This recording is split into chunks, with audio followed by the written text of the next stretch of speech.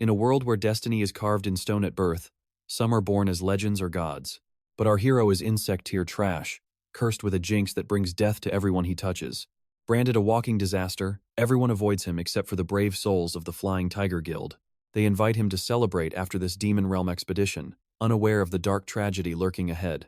The mission begins as the vanguard charges to slay high-ranking demons while the rest clear the path. Suddenly, chaos erupts. A massive boss appears far earlier than predicted, catching the entire team off guard.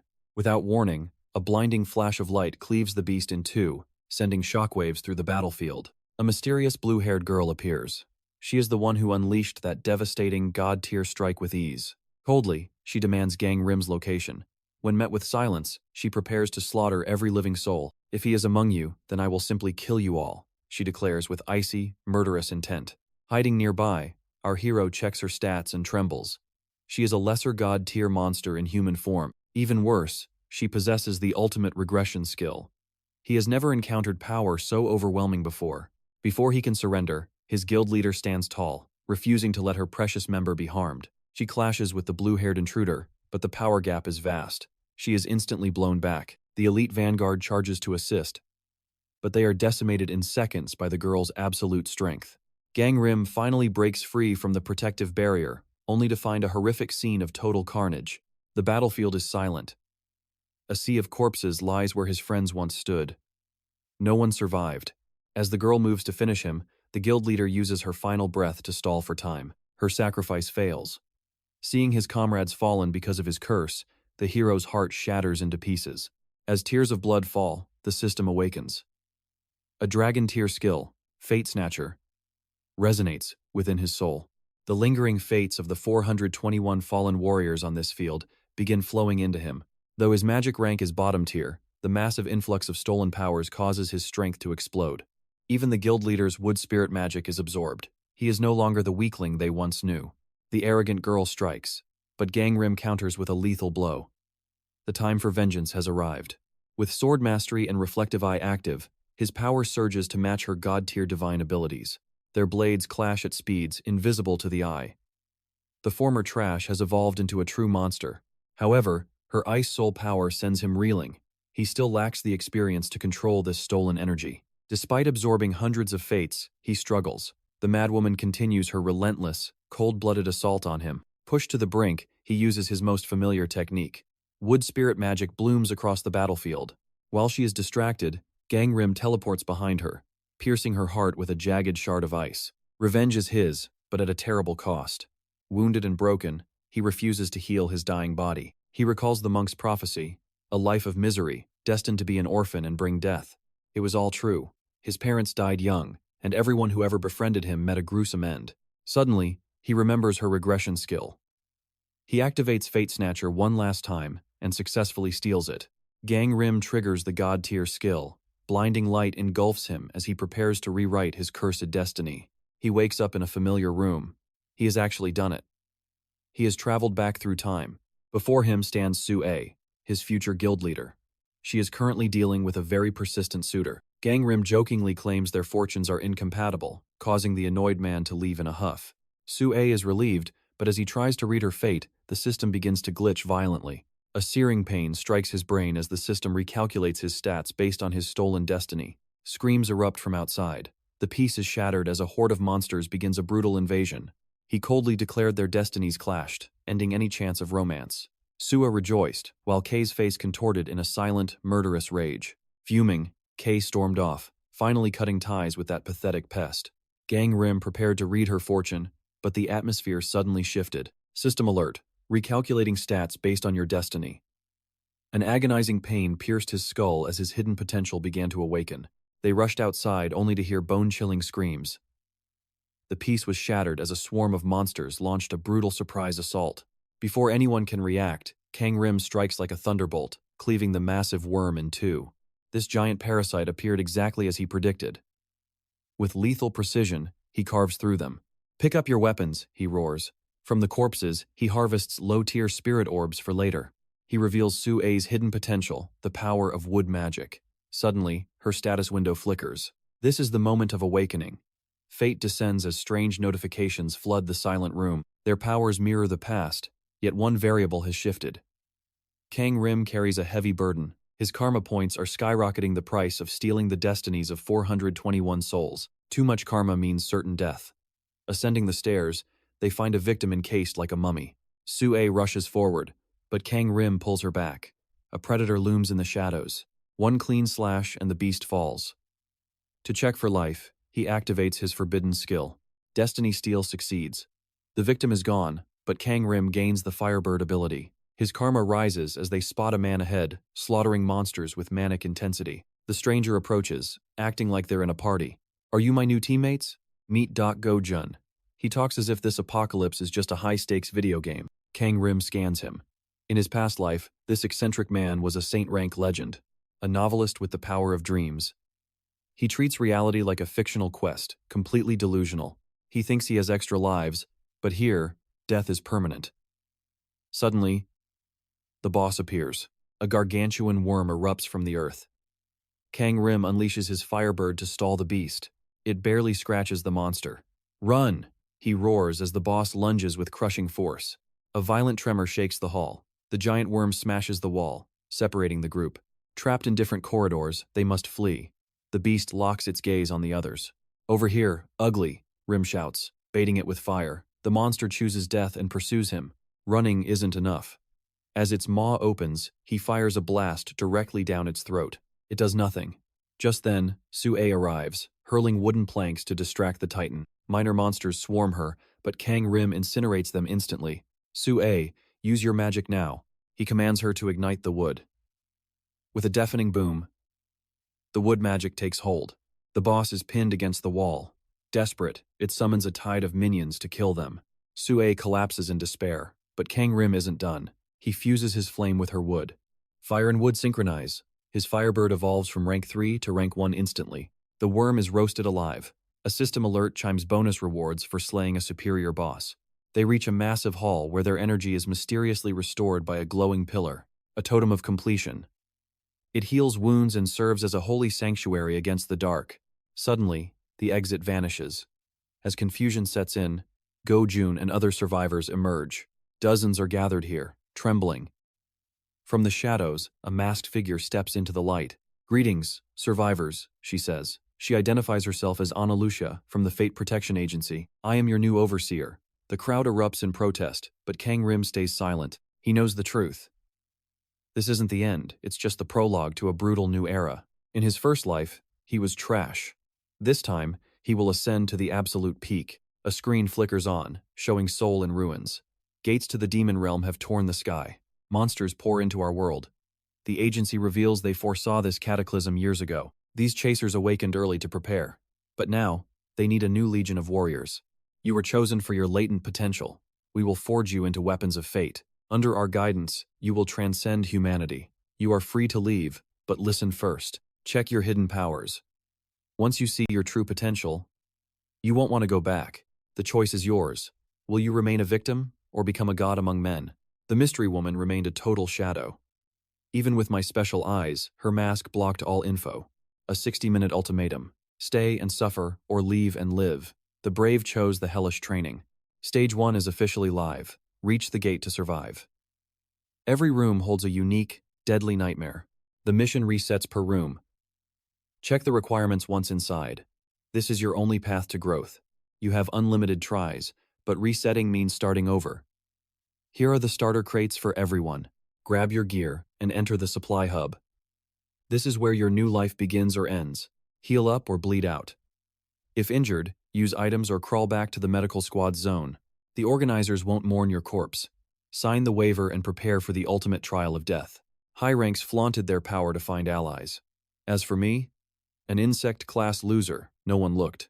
𝒓𝒏𝒔𝒇𝒐 offered a hand, but I rejected her instantly. I won't let her die for me again. In my past life, she perished because of my weakness. This time, I'll walk this path alone. Loot check, 1 basic insect training blade and 2 recovery potions for health and mana. Not bad. Then, that idiot gun begged to join. His annoying face made me want to go solo instead. Better a fool than a burden. Gun's Chunabu delusions were annoying, but he had hidden potential. He treats life like his adult novels. Meanwhile, I knew having a strong meat shield was actually useful. Suo was too precious to risk, but Gun was different. I finally accepted his party request. Together, we dived into the Mountain of Blades trial. An underworld of steel and blood awaited us. Monsters, death traps, and rare safe havens. Our mission was simple. Find the path or perish. My past life memories were key. I pulled Gun from a lethal spike trap just in time. From then on, I took the lead. We bypassed the traps and ventured deeper into the darkness. Rank 3 bone soldiers emerged. These skeletal insects were far deadlier than mere worms or grubs. Before Gun could react, a boom echoed. My Firebird skill instantly turned a monster to ash. The horde swarmed us. We used the narrow corridors to bottleneck them. Striking from every angle, a massacre began. After crushing 100 monsters, the excitement faded. It was becoming too easy. Gun practiced his basic sword arts from books. He began to suspect my true identity and skills. He sensed my secrets. He suspected I was a regressor, because I knew every hidden detail here. That idiot was surprisingly sharp. I told him to zip it and focus on the actual killing. Suddenly, a rock trap triggered. The ceiling collapsed, forcing us to sprint for our very lives. I pushed Gun clear but fell into the abyss below. I used my sword to land safely. Welcome to the secret realm. Red alert. Elite monsters and lethal traps are everywhere in this zone. The exit was open, but the secret loot would vanish. Abandon the trial for safety? Never again. I won't skip this chance to grind. I'll turn this secret dungeon into my personal hunting ground. Firebird roared. 10 stat points per kill. My power was surging at an incredible, godlike rate. System alert. Your power has reached rank 5. I couldn't believe my own explosive growth speed. We all start as level 1 trash, but the gap between us is widening every second now. Effort and time define your rank. But with a better class, your growth becomes truly legendary. Even with equal experience, a superior class blooms faster. Gun's god-tier potential was finally awakening. By dragging him along, I'm creating a monster. He is already several times stronger than before. The first clear reward must be mine. I'll conquer this entire dungeon before the sun goes down. Ahead lay the boss room. A chill ran down my spine as the heavy doors slowly creaked. The boss appeared. The undead general couple. Rank 3 monsters who mastered the art of slaughter. They move as one soul. Kill both at once, or they will resurrect and regenerate forever. I watched from the shadows, calculating. Seeing these legends in person was a different kind of pressure. They were the general couple, I remembered. As they emerged, I launched a devastating surprise attack. I struck hard and retreated to safety. Their golden aura meant physical attacks were almost useless. Fire blazes as he sprints. Behind him, chaos erupts. One boss consumes the other. Cannibalism for recovery. They must die together. Gangrim ignites his hidden speed. One lethal swing cleaves the air. The corridor is cleared. Then, a sudden stumble.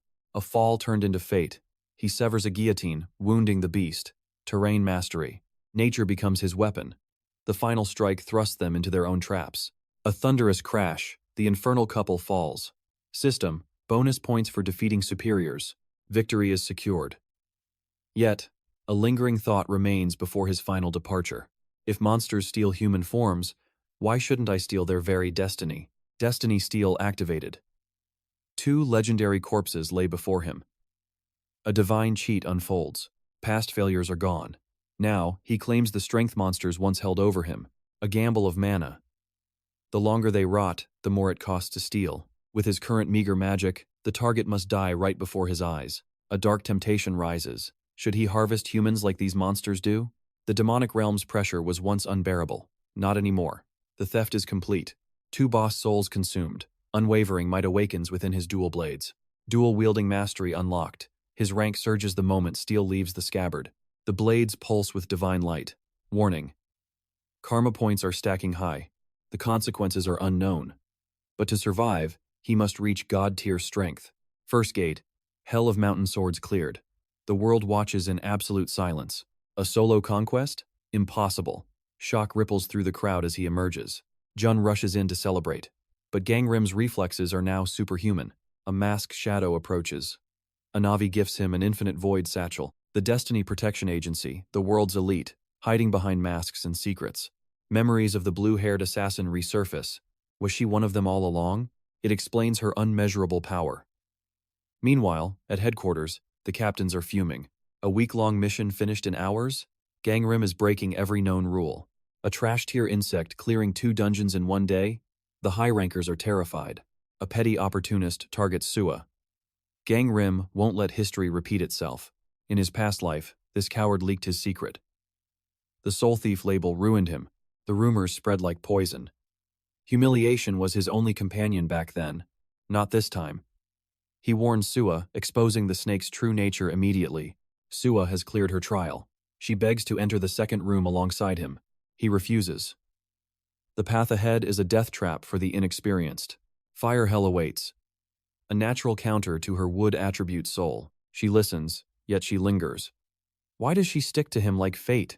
Sua watches him walk away. He acts distant, yet his protection is undeniable. The coward returns, boasting of a dragon class. A pathetic attempt at deception. 𝒓𝒏𝒔𝒇𝒐 sees the truth. A lowly water attribute human playing a dangerous game. Fine, let him come. Room 2. The blazing Inferno will be his lesson. The objective: retrieve ice crystals. Time is irrelevant. Survival is everything. While the fool rants, 𝒓𝒏𝒔𝒇𝒐's blade is already in motion. A lethal strike. A camouflaged fire frog is cleaved in 2 instantly. The heat rises. A swarm of rank 3 flame frogs emerges from the shadows. While the fool kept barking, a blade flashed from behind. A lurking frog monster was instantly sliced apart before it could even strike. Everyone thought he'd finally kill that jerk, but the real nightmare appeared. Vicious level 3 fire frogs surrounded them, hungry for blood. That trash fired puny water bullets, failing miserably while 𝒓𝒏𝒔𝒇𝒐 hunted the ice crystal. No need to rush. 𝒓𝒏𝒔𝒇𝒐 already knew the location. The divine trap was set. The useless weakling ran out of mana. Monsters attacked, but 𝒓𝒏𝒔𝒇𝒐's blade was faster. Saved from death, the arrogant fool still dared to curse 𝒓𝒏𝒔𝒇𝒐's overwhelming superiority. Does he think he's a god? The traitor plotted to steal 𝒓𝒏𝒔𝒇𝒐's hidden class. He tried to scan the MC's power, but 𝒓𝒏𝒔𝒇𝒐's bandaged hand hid everything. Analyzing the battle wasn't enough. 𝒓𝒏𝒔𝒇𝒐's true monstrous strength remained a total mystery. He's hiding something. The fool waited for one moment of weakness to strike the MC. Like a clown, the idiot sat on a crab monster and was nearly turned into meat. 𝒓𝒏𝒔𝒇𝒐 saved him again. Finally, they stood before the legendary, glowing ice crystal. Blinded by greed, the trash charged forward. He ignored the MC, dreaming of being hero. The crystal softened. It was no treasure, it was a nest of 1,000 fire frogs. Swarmed and burning, the fool fell into lava. This time, 𝒓𝒏𝒔𝒇𝒐 didn't save him. This was the price for his past life betrayal. 𝒓𝒏𝒔𝒇𝒐 claimed the real treasure easily. A secret shop window flickered. The requirement? Owning a legendary, one-of-a-kind spirit jade. The hidden shop was a myth before. Now, 𝒓𝒏𝒔𝒇𝒐 held the key to divinity. He traded achievement points for a wishing box, the ultimate gamble for a god-tier item. Offer an item and pray. Fate grants your wish, but only if the sacrifice is worthy. He placed the crystal inside. A golden light erupted, blinding enough to rival the sun. System alert. He obtained level 3 insect honey. A divine cheat disguised as something simple. 𝒓𝒏𝒔𝒇𝒐 traded for more power. Meanwhile, that trashy cockroach somehow survived the burning lava. He swore a blood oath of revenge. Then, he found a tiny crystal fragment on a frog. By pure luck, he passed the trial. The fool finally tasted the fame he craved. Seeing 𝒓𝒏𝒔𝒇𝒐, he barked, "How dare you abandon me, you pathetic, cowardly bastard." He feigned peace while trying to read 𝒓𝒏𝒔𝒇𝒐's stats, a snake hiding in the grass. But 𝒓𝒏𝒔𝒇𝒐's OP skills were veiled. The trash saw only low-level, garbage abilities. Thanks to a hidden amulet, the scout misjudged everything. He thought the trash was genius. The scout chose the fool as the protagonist. 𝒓𝒏𝒔𝒇𝒐 finally shook off the annoying tale. Their fates twisted into a dark knot. A shadow began to consume the trash's destiny. He would never rise again. Meanwhile, the Heiko team called an urgent, panic-filled meeting. How could a human-level weakling clear a demon-rank dungeon? Suspicion fell upon 𝒓𝒏𝒔𝒇𝒐. The fool told lies about his bravery, but the reality was a dark, twisted mess. Monsters can't enter that cave. The magic shields were gone. The crystals had vanished completely. The protective barrier was destroyed. Monsters had devoured every single source of ancient power. The captain exploded in fury. Beyond the third gate lay the true, terrifying demon realm. Without hellish training, they would all perish. 𝒓𝒏𝒔𝒇𝒐 was now under constant, watchful eyes. The third trial was sealed. The association delayed the opening, fearing the impending slaughter. Announcements were frozen. The world waited in terror for the next nightmare to begin. Days later, the Destiny team moved. The third gate was finally opening to all. This was the real demon realm, a world where only the strongest hunters would survive. Monstrous entities and divine watchers awaited. The gods themselves were preparing to spectate the carnage. If a god speaks, do not answer. The warning echoed in the updated guide window. New protocols were added. The stakes had reached a god-tier level of absolute danger. Read carefully or die. Her final words were a desperate prayer for their miserable lives. Dread hung heavy in the air. Suddenly, two mysterious twin girls appeared on the scene. Fate entwined us. In my past life, only these twins remained loyal during my darkest hours. While 𝒏𝒏𝒏 poisoned the world with lies, they were the only ones who stood by me. 𝑰𝒏𝒏𝒏 and 𝒏𝒏𝒏 both hold golden dragon attributes, yet destiny carved vastly different paths for them. One became a legendary sharpshooter, while the other possessed a divine, never-missing aim. In the previous timeline, 𝒏𝒏𝒏 died during the third trial. This time, I will rewrite her fate. I invited them to join me. The third trial, the frozen chamber, finally grinds open. Quest: hunt 10 unique species within the Valley of Eternal Frost. Time limit: 14 days. Warning: my fire attributes are suppressed. All stats have plummeted by 10%. We entered the tundra. Innocent-looking rabbits suddenly went berserk, launching a savage assault. I crushed them instantly. These low-rank insects are no match for my current strength. I guided the girls to purchase optimal gear.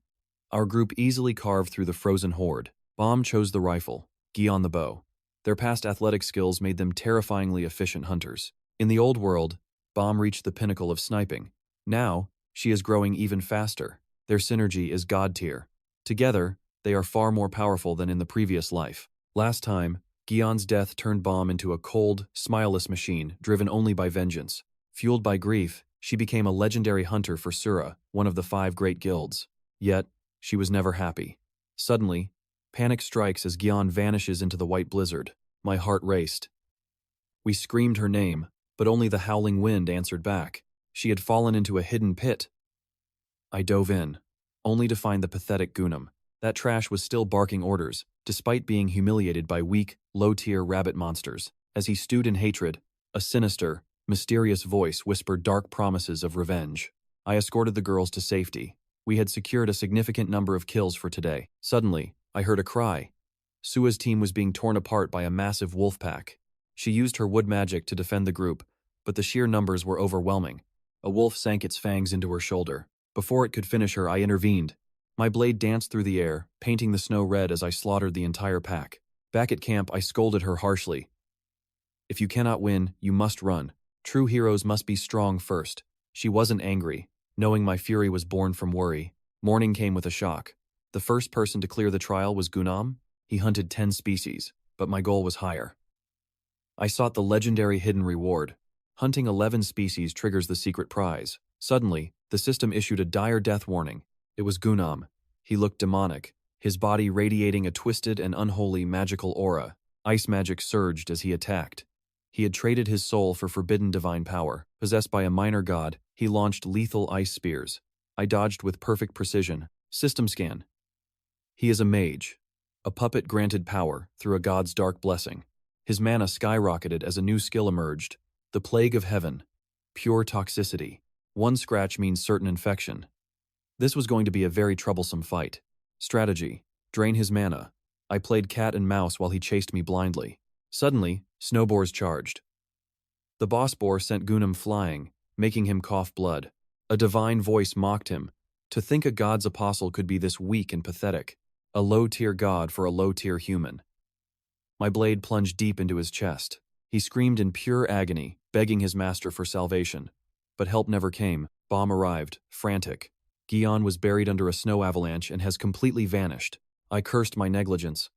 If I hadn't left her side, she wouldn't be in such danger. We entered the territory of the rank 3 frost giant.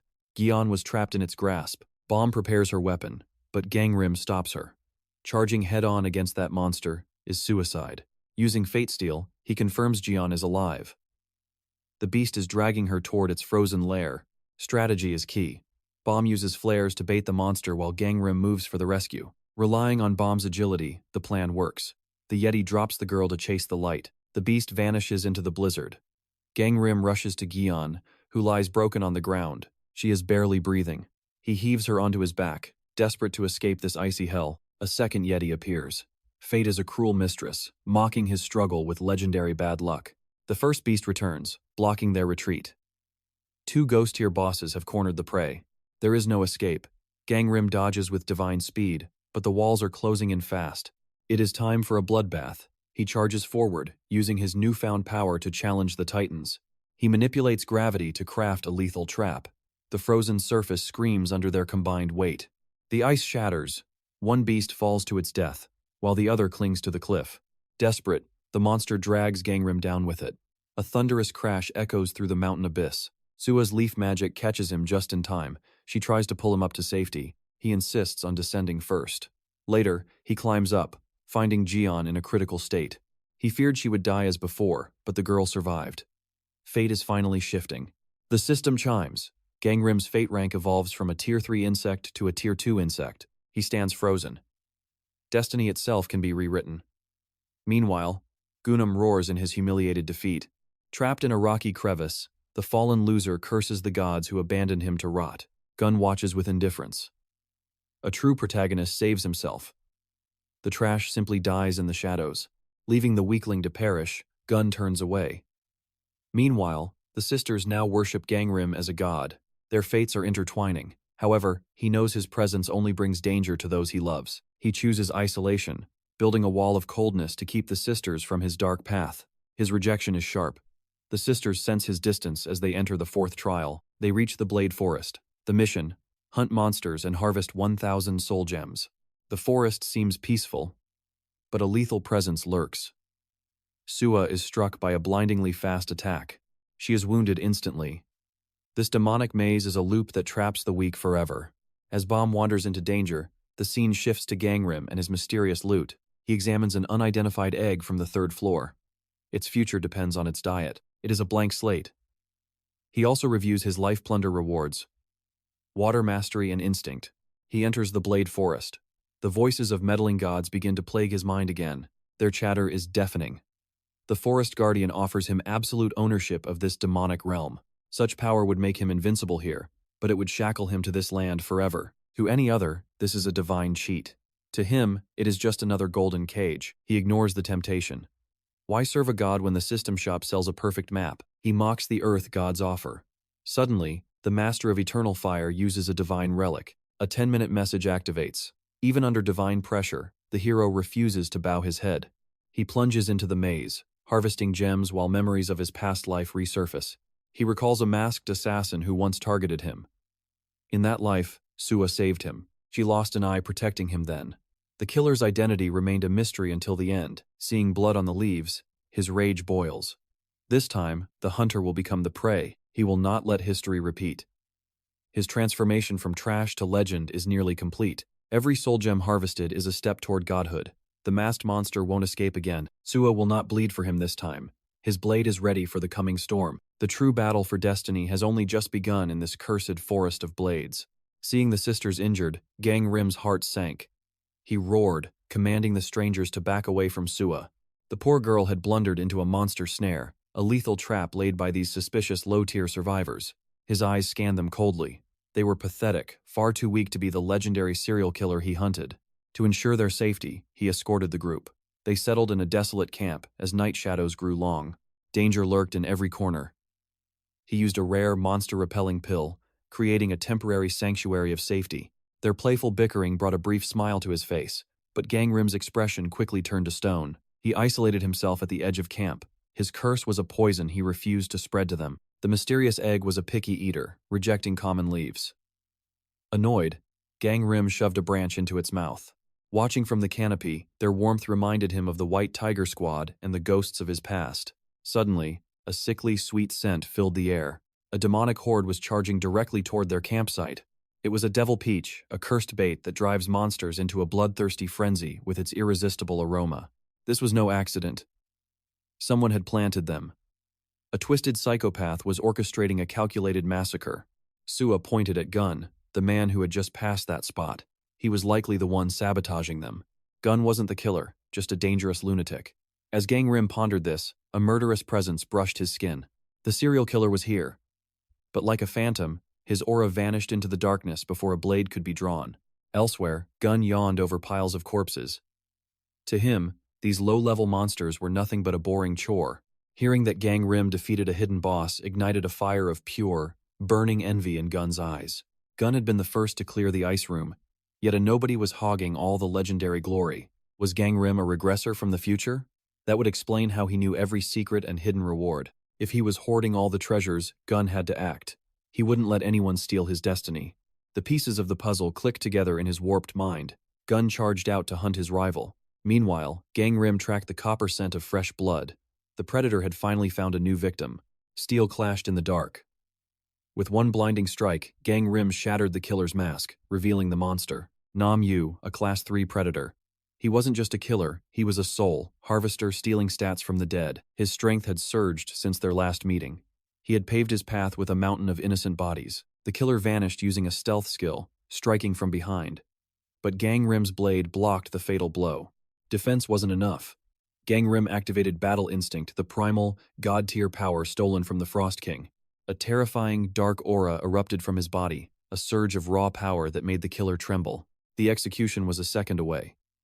But just as Gang Rim lunged, Gun crashed into the battlefield like a madman. Consumed by battle frenzy, Gang Rim saw only another enemy. Gun, however, thought this was a recruitment trial. A chaotic fist shattered Gang Rim's concentration.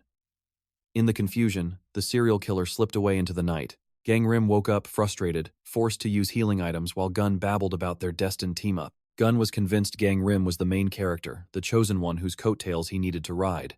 He was delusional but sharp. Gang Rim knew having this unpredictable wildcard around was a massive risk. Exposed and humiliated, the killer fled into the wilderness. He couldn't face both of those monsters at once. If he couldn't kill the strong, he would feast on his own teammates to reach god-tier power. He limped back to his group, playing the victim. His pathetic cries were a siren song of impending death. When they lowered their guard, the massacre began. He slaughtered them all to satisfy the system's bloodlust. A notification flashed.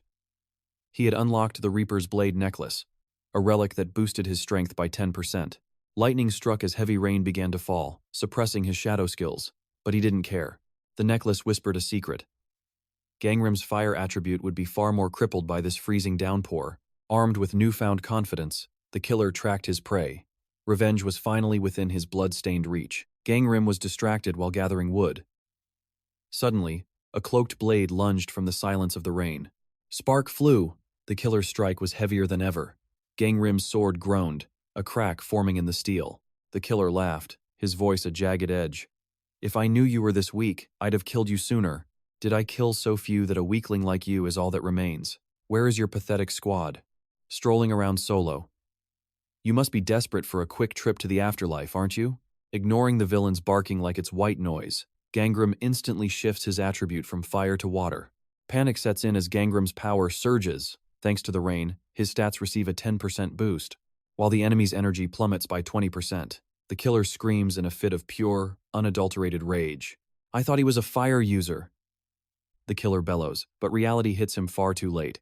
His master, Rasat, scoffs that water won't save him, giving the killer a false surge of confidence. Steel shatters. A brutal kick sends Gang Rim flying, his body slamming violently against a massive ancient tree. Sensing victory, the killer lunges to end it, mocking Gang Rim by promising to slaughter his friends next. Suddenly Shink, Gang Rim impales him. Say that again, you dog. I dare you, he growls with icy fury. Rasat ditches his pawn, leaving the killer to die. Gang Rim wastes no time and activates Fate Steel, siphoning the dead man's strength. Gang Rim realizes this demon realm excursion has yielded a truly god-tier harvest. The prize? The 7-branch lightning sword, a dragon-grade, 3 relic forged from a lightning-struck divine tree. He had scoured the entire zone, leveling forests just to find this legendary blade hidden in the chaos. He even rigged lightning rods to secure it, while also stripping the killer's elite stealth gear for himself. As his fate rank evolves, a sudden presence appears. It is Go-jun, the guardian of the gates. Shocked to find him here, Go-jun demands, "What are you doing away from the 4th gate, kid?" Earlier, Gun had agreed to Gang Rim's plan, taking a secret map to lock down every single exit point. Growing restless, after days of silence, Gun rushed to find the boy. Suspecting a bloodbath had already occurred, he knew Gang Rim ended the killer. Glancing at the new necklace, Gang Rim spins a lie about divine gifts. A god gifted me this, and the rest I bought from the shop, he claims with zero hesitation. Stop dreaming up scenarios, old man. I have no clue what happened to that guy, Gang Rim smirks coolly. Gun sees through the act but remains silent. A true protagonist like Gangrem never lets monsters roam free. As Suwa clears the trial instantly, Gangrem amasses 1,000 soul jades, crushing the challenge with ease. Relaxing at a cafe later, twin sisters suddenly corner him, begging the legendary youth to become their master. They boast of divine blessings, one chosen by the moon and Hunt, the other by the radiant sun god. Such powerful deities fit their potential perfectly, but Gangrem isn't easily impressed by mere titles of divinity. Ask your gods for permission first, he dismisses. Curious, they ask which divine being has claimed his soul. Gangrem bluntly reveals he rejects all divine protection. He has zero interest in babysitting disciples or serving gods. Their chat is cut short as a battered man stumbles out a priest who barely survived the first trial. Trembling with fear, the priest laments his cowardice, unable to even face a low-level monster without losing hope. An awakened who can't even slay a single beast. I am truly a pathetic excuse for a warrior. Surprisingly, Gangrem offers a helping hand. To the desperate priest, it feels like a literal miracle from heaven. Scanning him, Gangrem discovers a hidden gem, a dragon grade 3 soul with the legendary Hand of God skill. This god-tier healing ability purifies poison and mends wounds instantly with nearly 0 mana cost. A divine cheat. Meanwhile, the Area 2 captain celebrates as his top rookie smashes the first trial with record-breaking speed. Their progress eclipses Area 1, sparking a fierce rivalry between the two legendary commanders of the Protective Corps. Salmon, the fierce leader of Area 1, arrives to issue a deadly challenge to her smug Area 2 counterpart. The stakes? The winner of the next trial gets one absolute wish granted by the loser. No exceptions. You're on. I haven't lost a bet since grade school. The captain roars, accepting the high-stakes gamble. As the wager is set, an emergency alarm blares. Inside the trial, the real nightmare is about to begin. Gangrem hands all his soul jades to the priest, ensuring the humble healer passes the trial alongside him. 1,000 jades in just 2 days. They step into the 5th trial, ready to face the unknown depths. Suddenly, a broadcast echoes. The Forest of Swords has been conquered, initializing the 5th gateway of the demon realm. Warning: this floor demands endurance. You must survive longer than any previous trial. Prepare for a descent into hell. Gangrem prepped meticulously before entering the chamber where the first team vanished 5 days ago. Stepping through door 5 the next day, he discovered a breathtaking, paradisiacal island hidden within. The system flashed. Entered the Karma Room. Condition 1. Reward scale with the trial's extreme difficulty. 2nd. Item shop access is forbidden. 3rd. Failure to clear means eternal imprisonment in this room. Gangrem cursed silently. This 3rd condition was the nightmare that broke him in his past life. Using his regression knowledge, he fortified a base and ordered the priest to stay while scouting. While searching for food, he spotted a desperate group eyeing strange fruit guarded by monsters. Their leader was the same arrogant jerk who had insulted Suwa at the fortune-teller's shop. These fools looked pathetic and starved. They barely managed to defeat the weak monster guards. They greedily climbed for fruit, ignoring how strangely thin and starved the monsters appeared to be. Suddenly, a troop of monkey monsters ambushed them for trespassing on their sacred, forbidden territory. That useless leader was instantly pinned down, looking like he was about to meet a gruesome end. A flash of steel. Gangrem saved him, but the jerk realized his savior was the fake seer. Instead of thanks, he snarled, "I didn't need a loser like you." Pure, ungrateful arrogance. Gangrem ignored the trash, slaughtered the monkeys, and secretly revealed his hungry devil egg.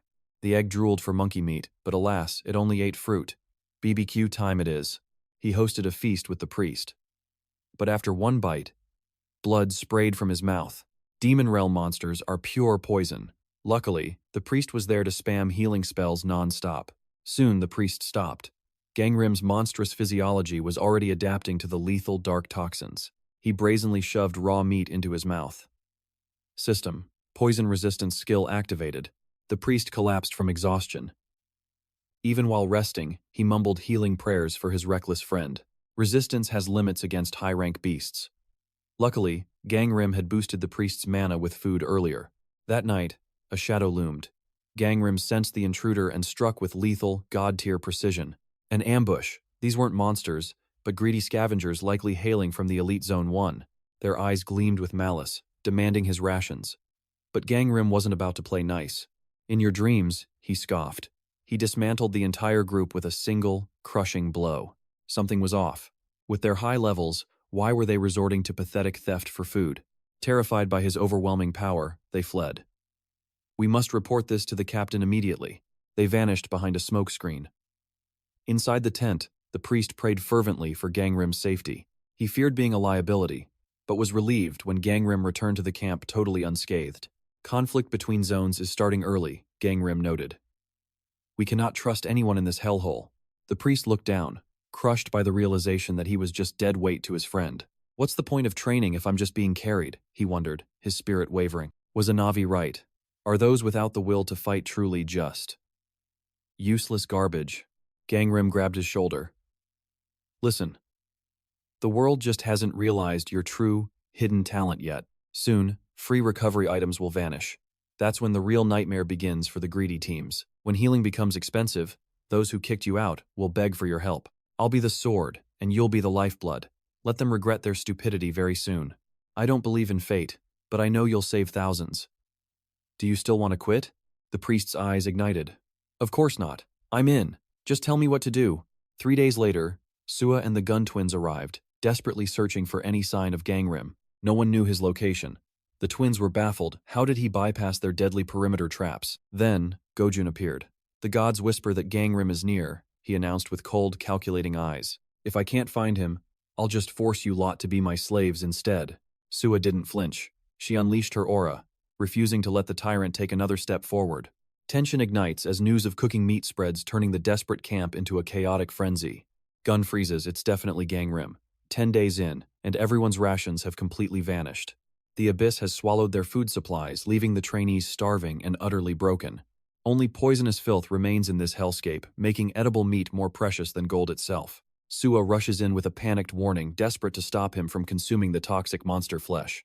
But our hero is steps ahead, offering her a bowl of purified, mouth-watering soup instead.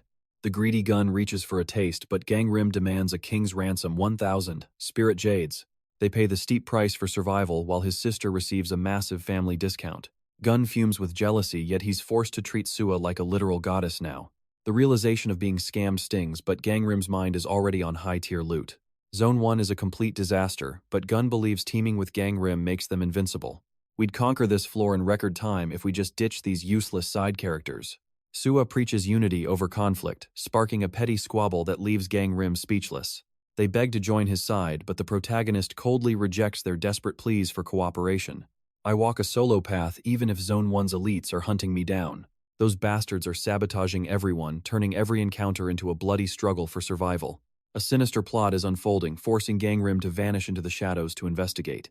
He leaves his allies behind, plunging deep into the forbidden forest to hunt the truth. The gods watch in absolute awe as the former trash displays terrifying, godlike growth. The legendary fruit finally appears just as a colossal, bone-crushing presence emerges from the dark.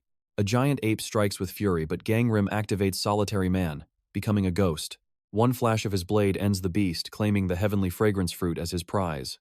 To transcend his limits, he consumes the poison fruit, directly a gamble against death itself. Mana explodes through his veins just as the vultures from Zone 1 surround him. They recognize the legendary rookie from Zone 2, even though they've never met face to face. Our captain demands an audience follow us now, or pay the ultimate price in blood. 𝒓𝒏𝒏𝒏 smirks and accepts, walking straight into the lion's den of Zone 1's army. Enter Dahon, the Zone 1 leader, a Grade 1 devil with a heart of cold steel. He wields the heavenly fire spear, a rank dragon relic capable of incinerating entire armies.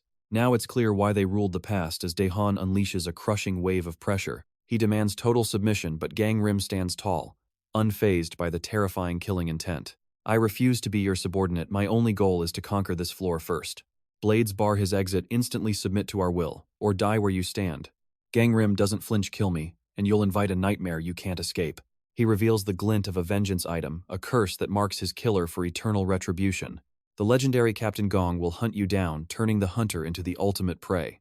Dahon hesitates in fear, realizing that killing this man means certain divine execution. But the Zone 1 leader has his own secret, a weapon gifted to ensure his absolute victory. The secret mission is revealed, a max difficulty challenge, designed only for the strongest trainee. Conquer the Karma Room and claim the throne, a feat no human has ever achieved. Achieve the impossible for a divine reward, aided by a temporary relic of immense power. The Destiny Guard's protection is revealed, forcing Dahon to rethink his murderous intent. "Don't kill him, just break him." The hypocrite lunges forward with a devastating, sudden strike. 𝒓𝒏𝒔𝒐𝒓𝒎𝒅 reflexes are supernatural, dodging the lethal blow with lightning-fast combat intuition. He activates his ultimate stealth skill, vanishing into thin air and leaving his enemies baffled. Fading in and out like a phantom, he strikes with lethal precision. D-Hun, sensing the tide turning, orders his men to cluster up, but the trap was already set. Our hero crushes a monster lure, sealing their fate with a cold, ruthless smile. Vanishing into the shadows, he watches as the entire enemy camp is swallowed by a devastating sea of flames. 𝒓𝒏𝒔𝒐𝒓𝒎𝒅 distributes the legendary heavenly scent fruits to the survivors, urging them to flee before the next wave hits.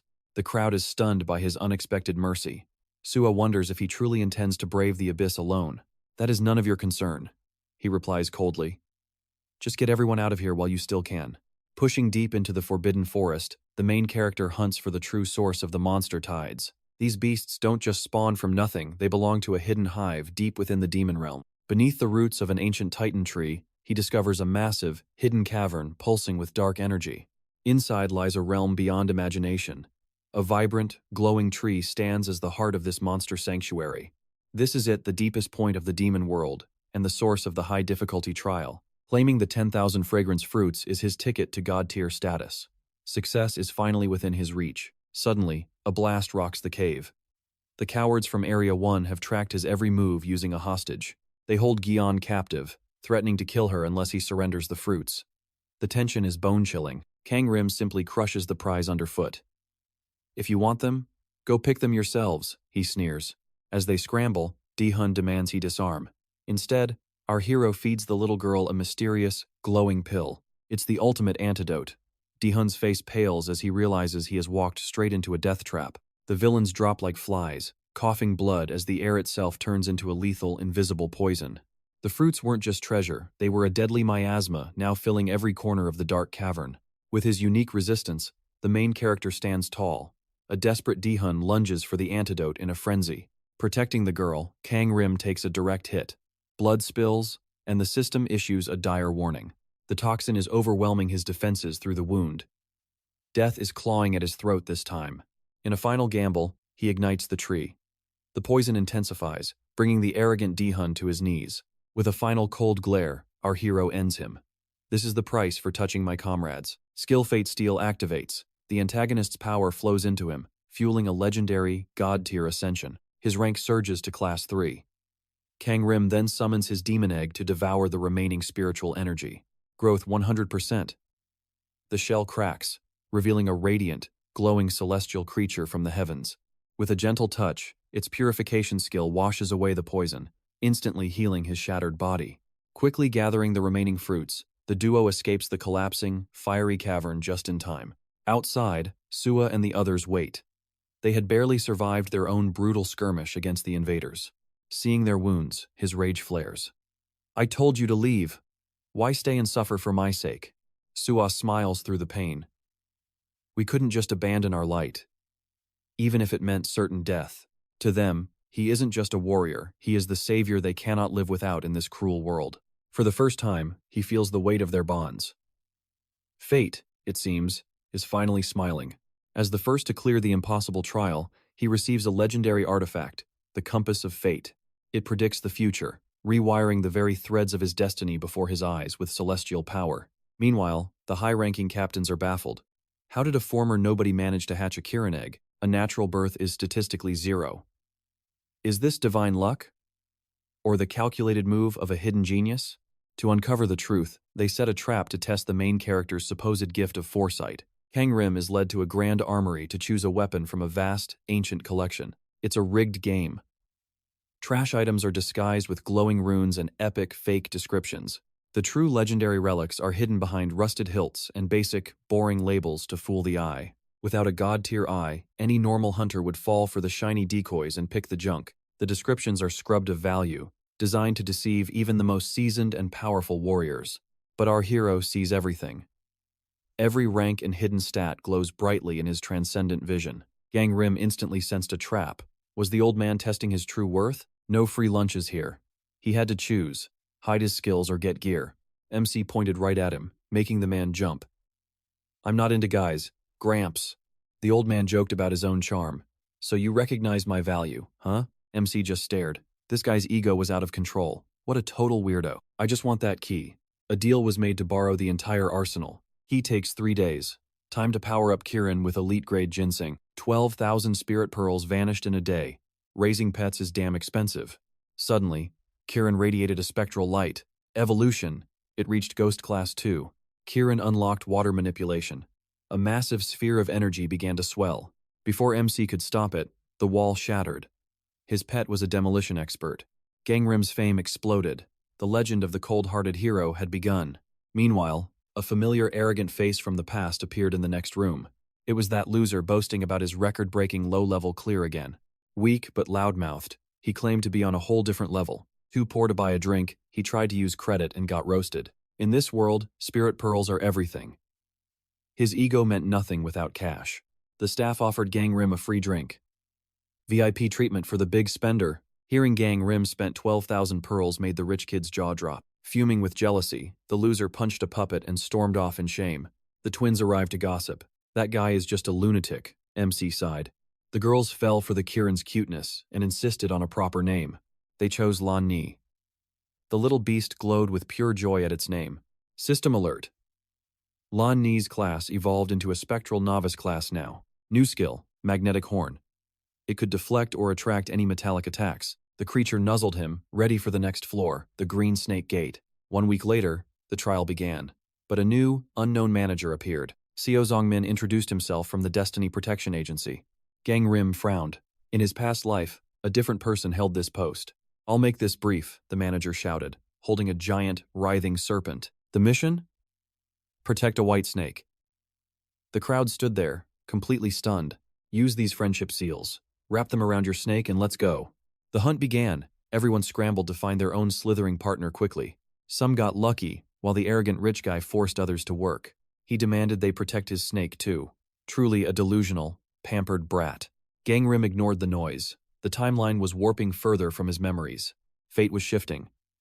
The system urged him to steer destiny back on track. Act now to restore balance. The path ahead was finally clear to him. MC dived into the lake, showing off his newly forged, powerful physique. Lung capacity increased by 20%. Water attribute bonuses were kicking in. With water mastery active, he could move and breathe underwater with ease. A small water snake fled in terror as Gangrim pushed deeper down. His target was the great serpent. A massive shadow loomed in the depths. It lunged with a gaping maw. MC instantly drew his heavenly fireblade. Too big for a snake, too small for a dragon. My luck is insane. I had to sear the friendship mark onto its tongue. I moved to bind it, but the beast suddenly resisted. It deflected my heavenly fireblade with pure force. Luckily, Lin Yi pulled me back before the serpent struck, but the trap was already set.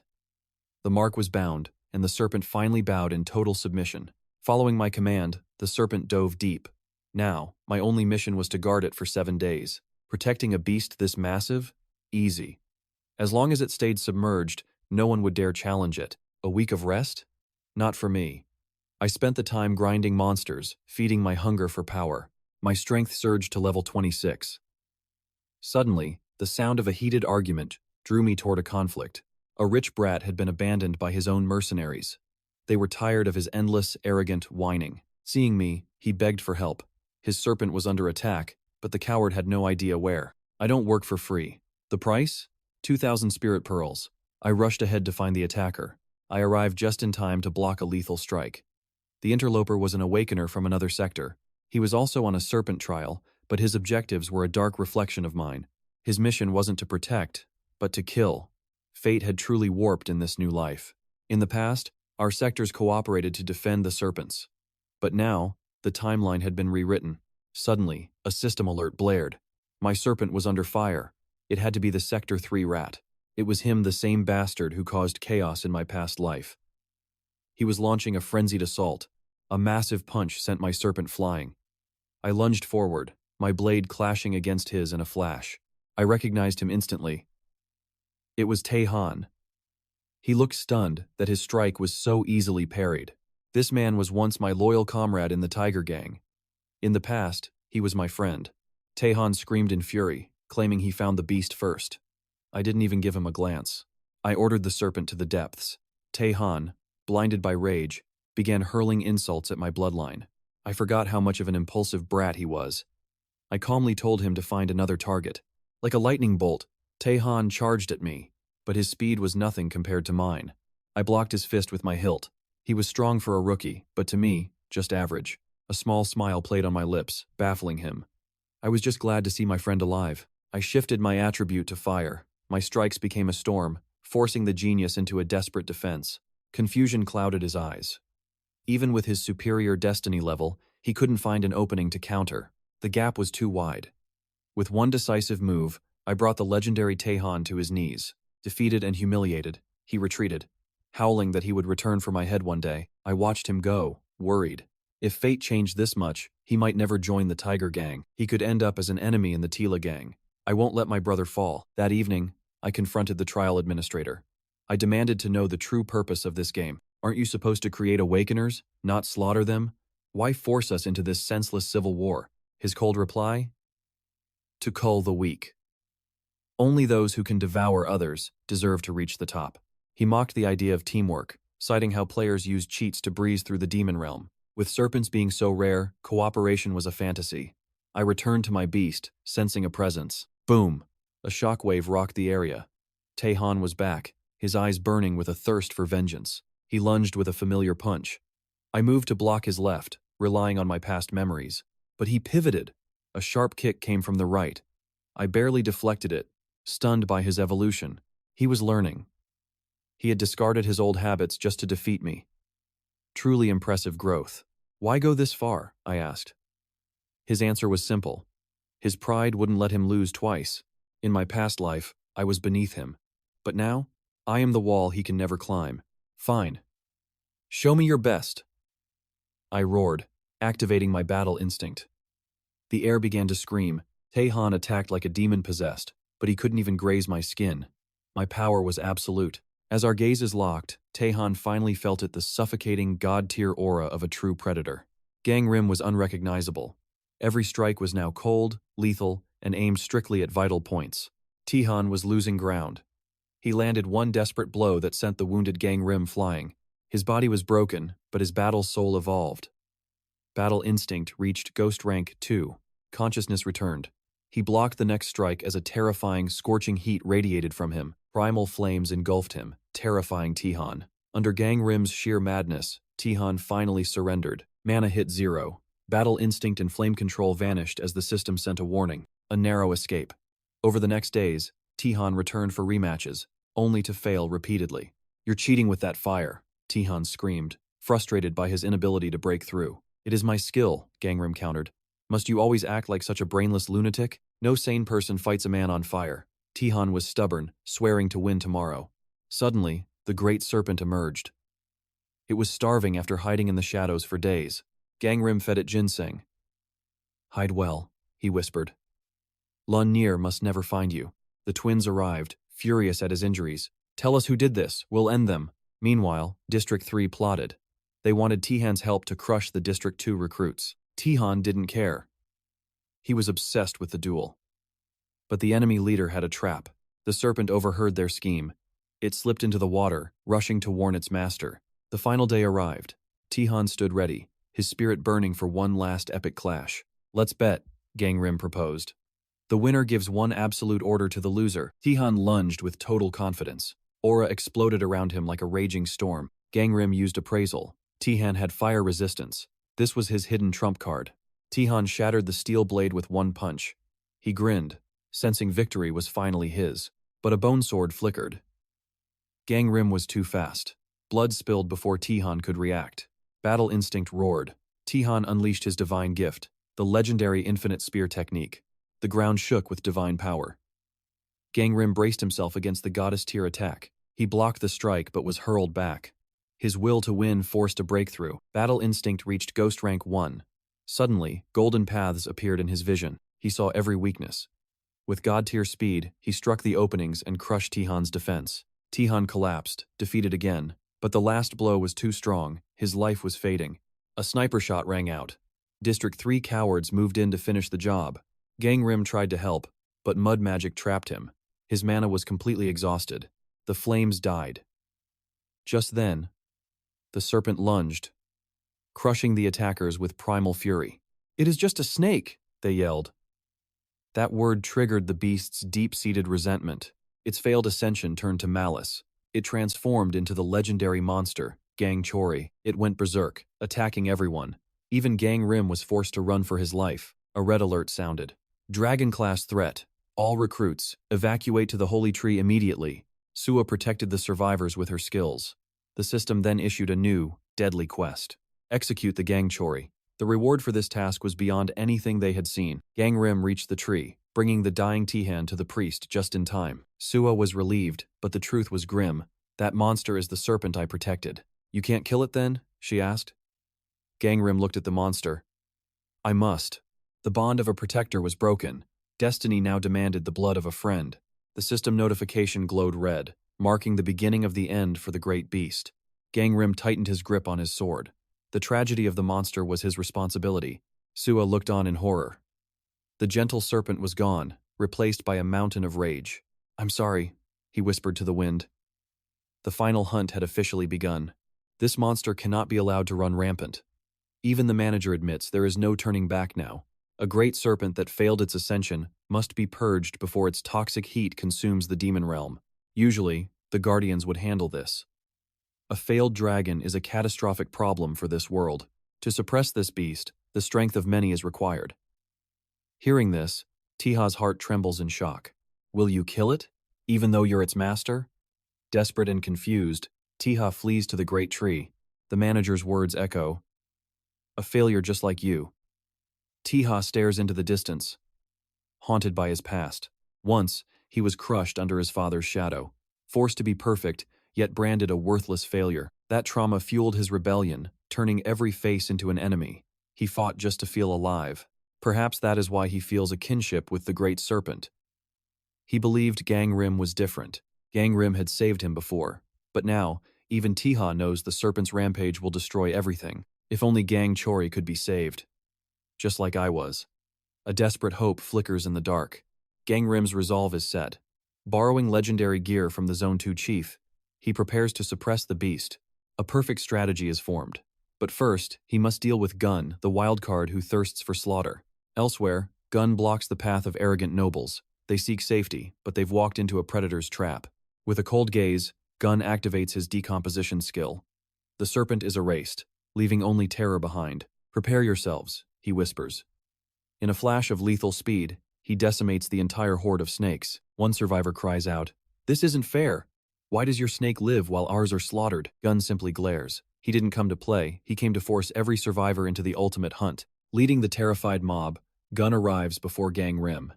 The air grows heavy with the coming storm. Who are these people? 𝒓𝒏𝒏𝒔𝒇𝒏 asks. Gun scoffs. Just some extra support characters for our protagonist. Gun is eager for blood. Tell me you have a plan to kill it. 𝒓𝒏𝒏𝒔𝒇𝒏 replies. I do. Meanwhile, the high-ranking chiefs of Zones 1, 2, and 3 enter the demon realm to watch. Their orders are strict. Observe the trainees. Do not intervene until the final blow is struck. They doubt a mere intern could fell such a legendary boss. But the tide of battle is shifting. Armed with high-tier relics, the twin sisters unleash a barrage of power. Their combat potential has skyrocketed. The priest holds the line, casting divine barriers while Lun Ni prepares for a decisive strike. Yet, their attacks seem to miss the mark. To an outsider, it looks like a desperate, failing struggle. The serpent gathers flames for a final breath, but it falters. This is the opening the team needed. Toxic heat keeps them at bay, but they don't back down. The ice wall skill is activated. It's a trap. They are herding the beast toward 𝒓𝒏𝒏𝒔𝒇𝒏's designated kill zone. 𝒐𝒏𝒏𝒔𝒇𝒏 invokes the divine wood to bind its limbs. Water mages douse the Inferno with a surge. Through sheer grit, they push the monster to the edge of the abyss. But their strength is waning. Out of my way, extras! Gun roars. His decomposition skill shatters the very cliff beneath the boss. The serpent plunges into the darkness below. And there, waiting in the shadows, is 𝒓𝒏𝒏𝒔𝒇𝒏. He spots the weak point at the base of the skull. A powerful strike pierces the Baihui point. The crimson rage fades from the serpent's eyes. It gazes at 𝒓𝒏𝒏𝒔𝒇𝒏, finally regaining its consciousness. 𝒓𝒏𝒏𝒔𝒇𝒏 carefully places a sealing mark upon its horn. The watching chiefs are stunned by his audacity. But the Zone 1 chief, 𝒓𝒏𝒏𝒔𝒇𝒏, refuses to let a trainee take the glory. Since the trainees failed, I will finish it. Ignoring all protests, She summons a catastrophic lightning storm. I'm only protecting the boy. She lies with a venomous smirk. Her greed masks itself as salvation. Boom! A massive pillar of lightning descends like a divine judgment upon 𝒓𝒏𝒔𝒄𝒏𝒏's position. She missed him intentionally for now. Her true goal is to execute the serpent and steal the achievement. Lightning rains down, but a system notification flashes. The great serpent has been subdued by 𝒓𝒏𝒔𝒄𝒏𝒏. Her attacks were useless. 𝒓𝒏𝒏𝒔𝒏's weapon had absorbed every single volt of her lightning. The chiefs descend, intent on finishing the beast. But 𝒓𝒏𝒏𝒔𝒏𝒏 stands firm, shielding his companion. His cousin's dragon sneers, refusing to acknowledge the beast. But 𝒓𝒏𝒏𝒔𝒏𝒏 sees the hidden truth beneath its scales. Toxic flames and deadly aura radiate from it, but 𝒓𝒏𝒏𝒔𝒏𝒏 remains unfazed. He can dominate this monster's power. Calling upon 𝒏𝒏𝒏𝒏, a brilliant emerald light erupts. The blinding radiance forces everyone to shield their eyes in shock. You are no failure, 𝒓𝒏𝒏𝒔𝒏𝒏 whispers to the great serpent. You are a legendary dragon waiting to soar. The purification begins. The beast's corrupt energy vanishes, shrinking it down into a loyal, obedient form once more. The captains watch in pure disbelief. They approach cautiously, noticing the divine horns that prove its royal draconic bloodline. With the mission a success, 𝒓𝒏𝒏𝒔𝒏𝒏 receives elite healing medicine. His battle scars are now a thing of the past. 𝒐𝒏𝒏𝒔𝒏𝒏 arrives, humbled by his previous defeat. 𝒓𝒏𝒏𝒔𝒏𝒏 demands his price, and the warrior accepts without a word. The system flashes a red alert. The threads of fate between 𝒓𝒏𝒏𝒔𝒏𝒏 and Jang Tan have finally intertwined. The shackles of his old destiny shatter. 𝒓𝒏𝒏𝒔𝒏𝒏 has ascended, officially becoming a rank 2 human entity. That night, a heavy pressure weighs on his chest. It isn't a ghost, but 𝒏𝒏𝒏𝒏 working her magic. She is tirelessly using her purification skills to drain the remaining venom from his battle-worn body. After a deep, day-long slumber, 𝒓𝒏𝒏𝒔𝒏𝒏 wakes. Beneath his bed, the black-red dragon rests in the shadows. Now a rank 3 demonic beast, this dragon wields the tri-elements of fire, poison, and water with lethal precision. Named John, the dragon's appetite is legendary. 𝒓𝒏𝒏𝒔𝒏𝒏's food bill just tripled thanks to these 2 hungry beasts. Gun arrives with a smirk, mocking the snake. John's eyes flare with rage. He's ready to tear that mouth apart. 𝒓𝒏𝒏𝒔𝒏𝒏's real demand? 𝒐𝒏𝒏𝒏𝒏 must relocate to Zone 2. A strategic move that shifts the entire board. As the mission parameters change, Gun realizes the truth. This rival is just another pawn in 𝒓𝒏𝒏𝒔𝒏𝒏's world. You looked like a protagonist in that Viper room, Gun jokes. 𝒓𝒏𝒏𝒔𝒏𝒏 reflects on his own path to power. Suddenly, the atmosphere turns heavy. Even 𝒓𝒏𝒏𝒔𝒏𝒏 can't decipher the strange thoughts swirling in this man's head. 𝒐𝒏𝒏 joins them next. 𝒓𝒏𝒏𝒔𝒏𝒏 introduces her to 𝒐𝒏𝒏, knowing their destinies are destined to collide soon. As 𝒐𝒏𝒏 leaves, 𝒐𝒏𝒏 whispers, "Is she your girl?" 𝒓𝒏𝒏𝒔𝒏𝒏 just sighs. Romance is a luxury he can't afford. 𝒐𝒏𝒏 feels a strange sense of déjà vu. Fighting 𝒓𝒏𝒏𝒔𝒏𝒏 felt like clashing with an old familiar friend. That same mysterious connection sparks when he looks at 𝒐𝒏𝒏. He senses a grand future of cooperation ahead. 𝒓𝒏𝒏𝒔𝒏𝒏 is shaken. Is history repeating itself? Is he trapped in a loop he can never truly escape? I thought you were a loner, 𝒐𝒏𝒏 laughs. But you've got a whole squad of powerful allies around you. He wants to bond with the crew, especially 𝒐𝒏𝒏. But when it comes to Gun, his face turns cold. I won't associate with someone who kills the things they swore to protect, 𝒐𝒏𝒏 declares with absolute conviction. 𝒓𝒏𝒏𝒔𝒏𝒏 warns his disciple to stay calm. Conflict is brewing, and a new proposal is put on the table. Chaos erupts outside 𝒐𝒏𝒏's room. Explosions rock the hallway as a fierce battle breaks out between rival factions. It's 𝒓𝒏𝒏𝒔𝒏𝒏's female disciple. She refuses to accept 𝒐𝒏𝒏, the man who dared to point a blade at her master. Her guardian deity is equally offended. To them, 𝒐𝒏𝒏 is a thief trying to steal their master's precious time. I heard you mention the Peach Garden Oath, she snarls. The tension between their spirits is thick enough to choke, 𝒐𝒏𝒏 scoffs. If your god liked him so much, why didn't they claim him first? You're just bitter. She warns him to back off. The master doesn't care for weaklings, and 𝒐𝒏𝒏 is currently walking on thin ice. The younger sister chimed in, eager for a fight. They've been patient, but their killing intent is finally boiling over. Shut it, brat, the sister snaps. 𝒐𝒏𝒏 doesn't flinch. He's more than ready to paint the walls red. 𝒓𝒏𝒏𝒔𝒏𝒏 steps into the fray, his presence instantly silencing the room. Starting a party without me? He asks. The twins still crave to be his guardians. 𝒓𝒏𝒏𝒔𝒏𝒏 turns to 𝒐𝒏𝒏, sensing his deity's hidden gaze. The ultimate gamble is set. 𝒓𝒏𝒏𝒔𝒏𝒏 will accept the guardian of whoever wins this upcoming clash of titans. His expression turns cold. If I win, you all give up. And I'll take god-tier artifacts from your pathetic deities. The gods complain that it's unfair because he's too strong. Gangrim just smirks at their celestial cowardice. Fine, no skills. If you land even one single hit on me, I'll admit defeat, he declares arrogantly. The battle explodes. Gangrim moves like a shadow, neutralizing the twins before they can even blink their eyes. Taehan lunges forward, his heart racing with excitement. He unleashes a barrage of devastating kicks, but hits nothing but air. The twins unleash a relentless barrage, desperate to snatch victory. But Gangrim spots a fatal opening. He sends them biting the dust instantly. Soon, all four lunge again, yet Gangrim remains untouchable. His eyes pierce through their every move. With effortless grace, the three challengers fall. The battle concludes. Driven only by divine mandates, Gangrim finds it repulsive. His frustration boils over at their blind obedience. Stop this hollow cooperation. You entrust your backs to strangers just because a god commanded it? Forge your own paths, he warns. Finally, the weight of his words sinks into their hearts. The twins offer an apology to Taehan. Seeing them fight for themselves, Gangrim finally cracks a smile. Their forged bond through combat seems deeper now. Was this his master plan from the very beginning? Bonds forged in blood are the strongest. Surprisingly, Sua understands his intentions better than anyone else. A strange sense of déjà vu washes over her. His words echo a past she can't quite grasp. Gate 7 groans open. The manager's voice rings out, "Conquer this demon realm to earn your freedom. This final trial is a death trap. Once inside, there's no turning back. Please, stay alive. My worries were likely hollow. Farewell for now." One by one, they vanish into the shimmering portal. Taehan's group lingers for Gangrim, but he dismisses them. He has final preparations to make alone. He seeks out Sua. She expects a protective escort, but he tells her to head in first. Claiming he has unfinished business, he's suddenly cornered by Sua. Her expression is deadly serious. Turns out, she just wanted his number. A tense moment transformed into a shy request for contact. He's top tier but not easily won. His cold rejection leaves Sua visibly crestfallen and hurt. "Do you really want us to be strangers outside? Is that why you keep this icy distance?" He finally yields and shares his digits. A small victory for Sua, unlike our lonely reviewer here. With her gone, training intensifies. John's explosive skills evolve into the terrifying Level 2 Ghost Shadow. Activating the magnetic horn, 4 days of grueling hell finally yield the fruit of absolute power. Time to plunge into the abyss.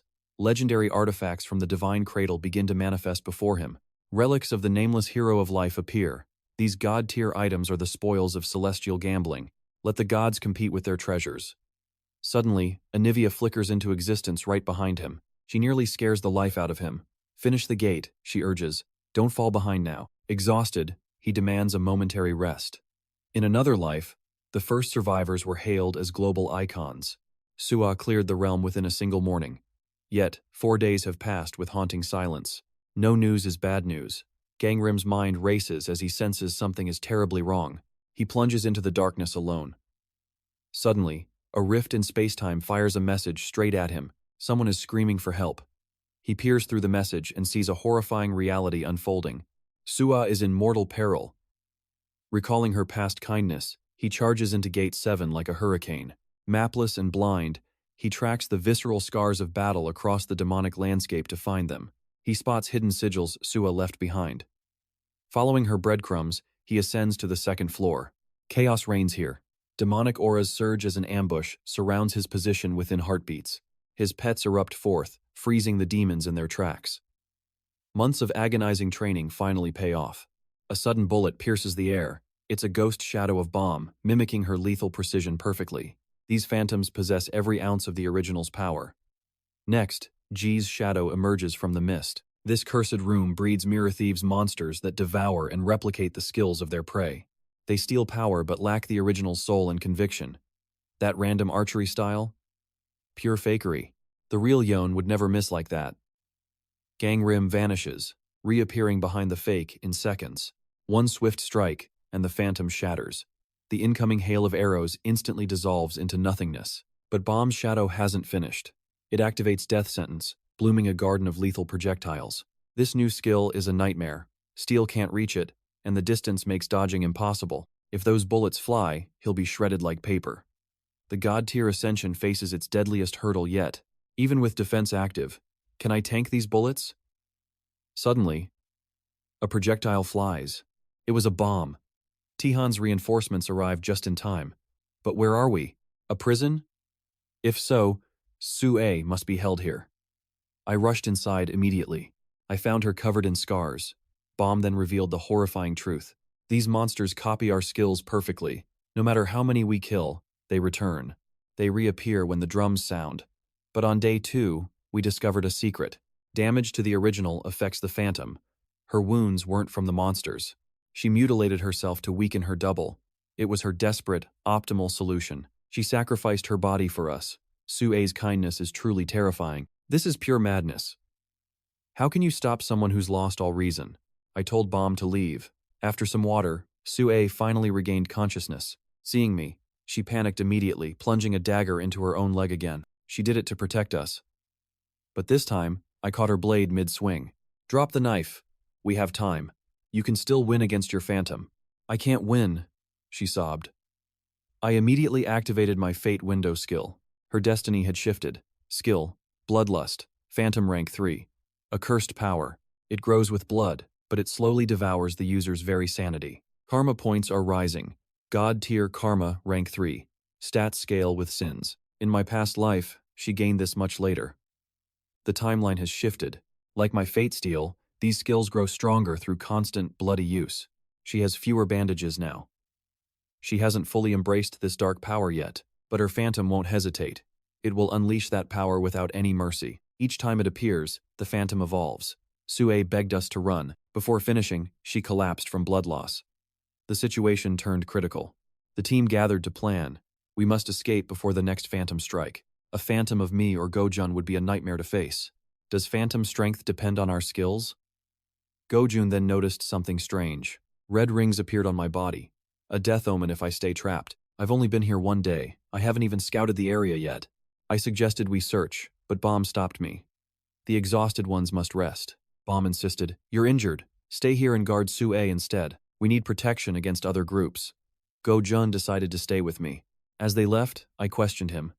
"Why choose a prison for a base?" He replied calmly, "She chose it, to cage herself and her phantom. No plants here means her earth element is neutralized. Her phantom is weakened." He was right, but leaving her on stone is cruel. Then, I asked, "Why send me that message?" Gojun just smirked at my cold gaze. He smirked, admitting his worry over the missing protagonist. 4 days had passed since anyone had seen the man destined for greatness. Do you hate me for leaving her there? Regardless, I know Sue only survived because of your hidden, god-tier strength and protection. How does a trainee have time-space messages? He called it a secret. He acted cute, making me cringe. Is this guy a BL author? Suddenly his tone shifted. I bet you knew. Because you're a regressor. But even you can't predict this. The future has already changed too much. His intuition was terrifyingly accurate. Is he a spy for the author? He looked me in the eye. How much karma have you hoarded, regressor? The placement of the marks shifts based on your past. The darker your sins, the more fatal the position. My own shadow is trying to end my life. With high karma, your phantom becomes an unstoppable god. You hide your true darkness behind a mask of virtue. But the scales of fate never lie. What happened in your past life? June stares, desperate to unmask the demon hiding within your soul. A writer's mind is truly a dangerous place. Meanwhile, the Guardians monitor the candidates from the shadows. Gang Rim is their primary target. They investigated his history, but found absolutely nothing of importance. He was a pathetic, ordinary nobody. An orphan raised by a shaman, yet abandoned by the gods. He spent his days as a lowly porter, a mere trash-tier worker. Yet, his karma is terrifying. 1 or 2 lives wouldn't yield this score. He must have slaughtered hundreds in cold blood. I can't even imagine his crimes. Whatever he did, it was pure evil, she whispered in fear. Why turn our karma into shadows in this hell? To test them, or purge the weak links? Not exactly. Character is irrelevant here. We even recruit cold-blooded killers as trainees for raw power. Who cares about virtue? This place is a slaughterhouse for the Fate Protection Agency to thrive. They gamble with lives to forge absolute monsters. Good and evil mean nothing in this world. This trial proves they aren't common thugs. Only the strong deserve the title of a true master. Suddenly, a group of fodder from another zone ambushes Gang Rim, hoping for an easy kill. They want to eliminate him before his shadow appears. But these extras are beneath his legendary power. 6 days pass. The red rings tighten like nooses, plunging the survivors into a state of agony. Gang Rim, entering late, remains untouched. He tosses them, healing potions like a silent, hidden savior. Rest while you can. I'm moving to the next floor. You two, stay here and watch. He leaves Lin Ni to guard them. If the legendary token is here, I must find it. More shadows emerge, each stronger than the last. But fighting ghosts is a waste of his energy. They just respawn endlessly. There is no point in lingering in a room already cleared of life. He crushes them in an instant. But his own shadow is still missing a truly ominous sign. There it is, the same jade token from his past life. A legendary artifact within his reach. A divine barrier protects it. Only the chosen master can touch this sacred piece of destiny. System, you have acquired the token. As expected, the protagonist's luck is truly God, tier, and strange. Voices echo nearby. It's the battered survivors from Zone 2, looking like they walked through hell. He asks about the hidden token and gathers clues. Then, he questions why they are so broken. A monster shadow attacked us. It evolves with every kill, growing more twisted and more powerful. It's a shape-shifting beast. It hovers over the corpses and steals the skills of the fallen heroes. It didn't exist when we arrived. This nightmare only manifested a few days ago in the dark. It appeared on the 4th night. It has distinct red markings on its neck and neckbone. The rich brat notices Gang Rim's late arrival. When did you get here? Show me your neck. You have bands on both legs. Show us your neck right now. Seng screams in wild accusation. The timing is perfect. You are as strong as that monster. You even have those rings. Suspicion spreads like a plague. They all want to see if the mark is on his neck. Gang Rim remains cold. Even if I have a mark, it proves nothing about that ghost.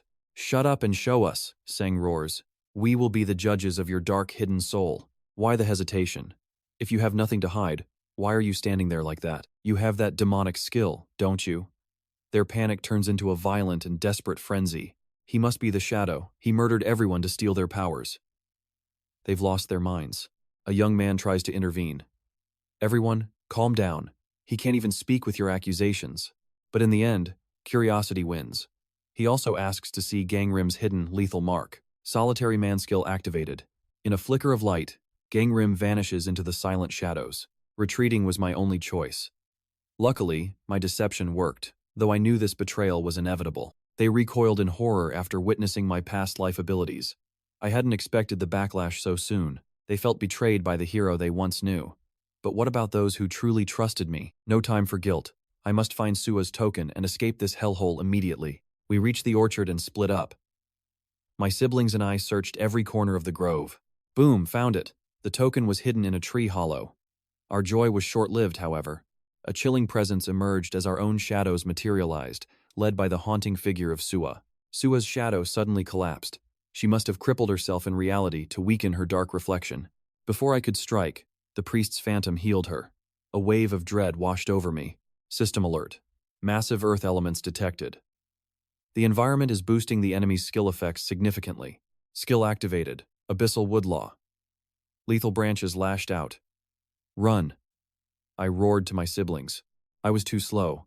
Sua's shadow pierced me, tasting blood to trigger its terrifying bloodlust buff. Their stats are skyrocketing. Worse, they have a spectral healer. We are completely outmatched here. Avoid combat, I commanded. Breaking the priest's healing loop was impossible. We had to flee. The Woodlaw's power was absolute. We ran, barely escaping the reach of those suffocating vines. We scrambled back to base. The priest immediately began treating my wounds with a grim expression. He prepared to mutilate himself to weaken the shadows, just as Sua had done before. I stopped him. Don't. Our priority is to evacuate this place while we still have breath. Those phantoms only copy the living. To defeat Sua's shadow, I need the real Sua nearby. I forged a plan. Meanwhile, in the garden, the spectral army gathered, sensing our impending return. 3 shadows vanished. The twins and T had cleared their trials and escaped this nightmare world. I forgot about Doc Gun. I should have warned him, but his location remains a total mystery. I told my sister to stay back. Activating stealth, I charged into the enemy lines alone. I struck from the shadows. Sua's phantom could only desperately summon wooden shields to survive. System. Performance points spent. Speed stat has successfully reached level 30. I move like lightning, dodging lethal strikes. Skill. Firebird ignited. turning the air into an oven. Fire consumed the wood. Sua's illusion turned to ash, finally leaving the token for the taking. Suddenly, a lethal ambush targeted my throat. I barely dodged the strike by a hair's breadth. Assassins from Zone 1? Someone placed a 500 million gold bounty on my head.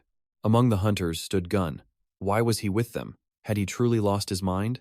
He chided me, blade drawn, but his face suddenly shifted into a mask of pure coldness. */ he struck his own teammate instead. Gun had been a double agent all along. We decimated the hunters together, but Gun's brutality was monstrous. He laughed amidst the falling corpses. To survive this, you need to be faster, Gun grinned. Show me your skill steal now. He was obsessed with my hidden power. I refused to become a spectacle for his amusement. Then, a terrifying pressure descended. A new shadow appeared, radiating a god-tier, murderous aura. It was my own shadow. It moved with blinding speed, blowing Gun away with one strike.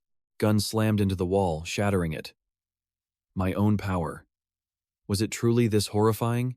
Defeated in a single blow? Through the dust, I stared at the dark reflection of myself. Steal its fate, Gun screamed. Only you can defeat the monster within your own soul. No choice left. I poured every point into my stats to face my greatest nightmare. Skill. Combat instinct activated. My vision sharpened, but the system's warning was deafeningly loud. Warning.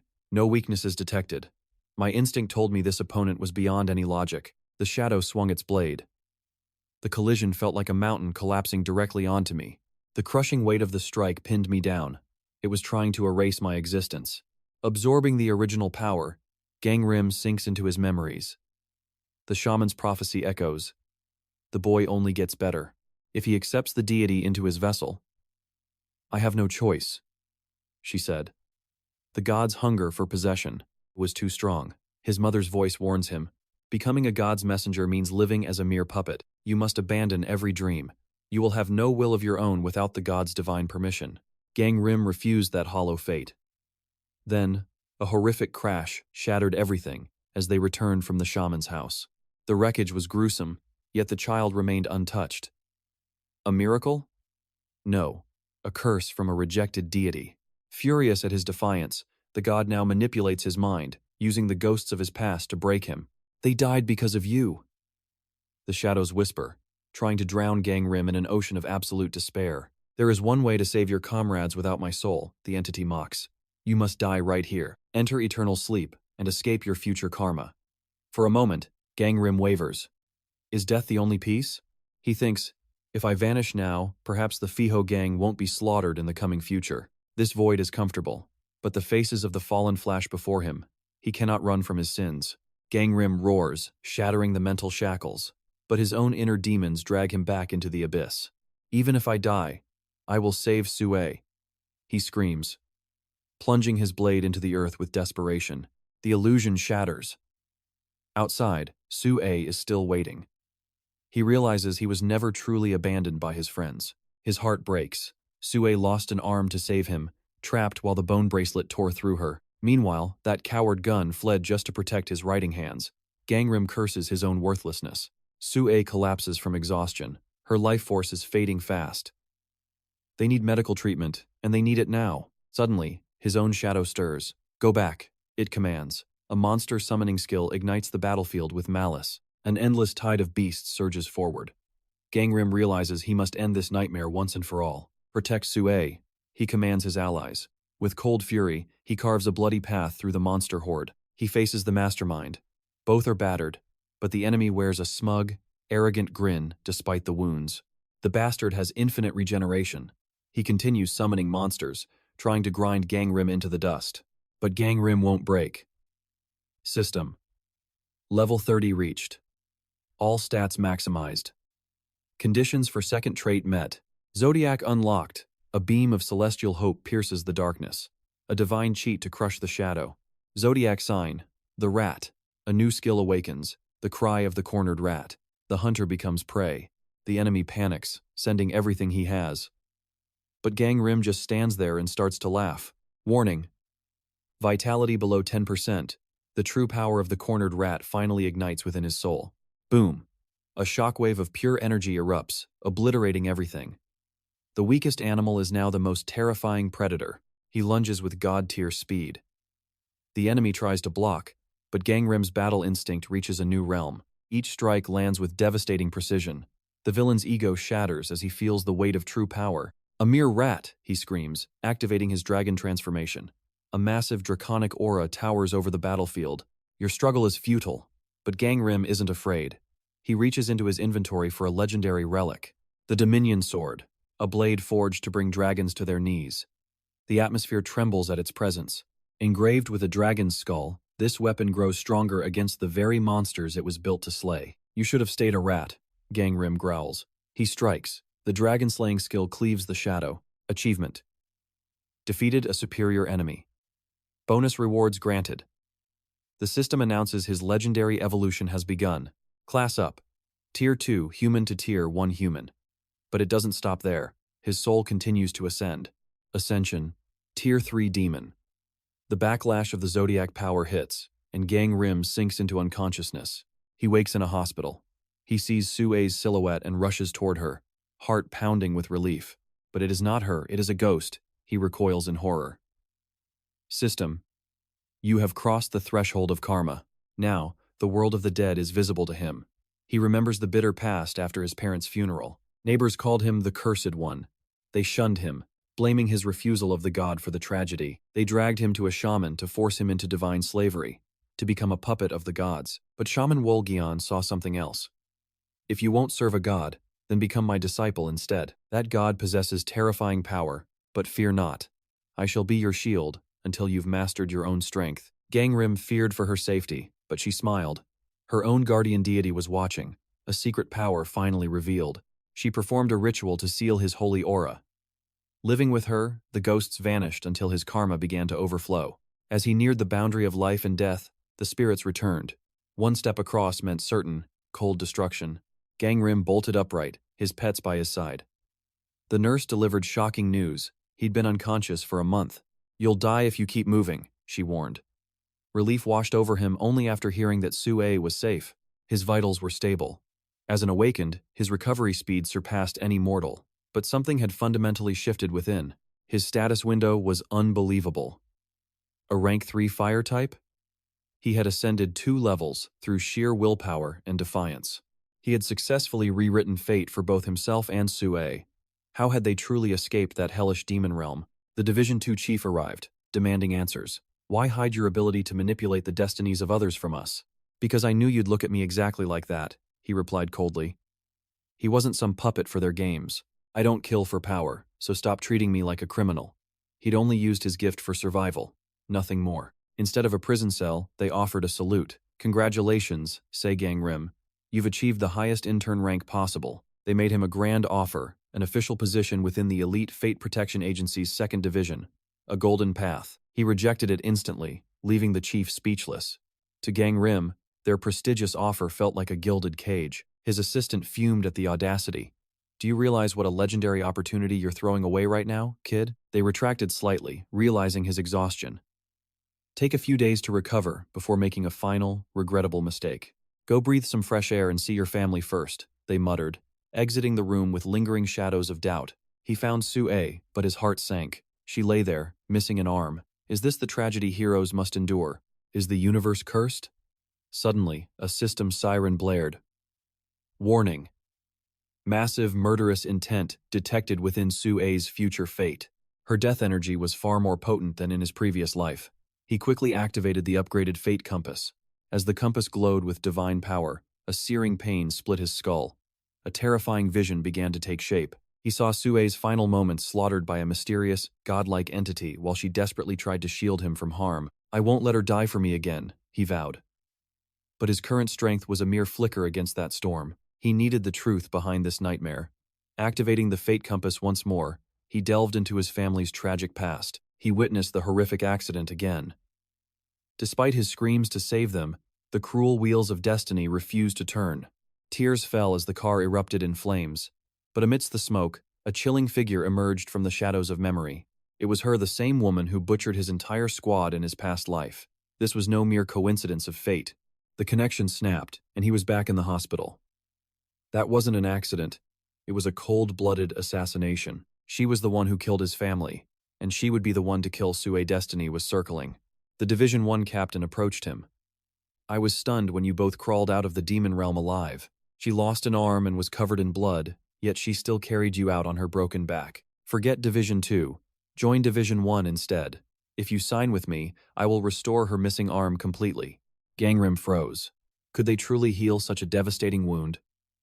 In the future, gods could, but not in this era.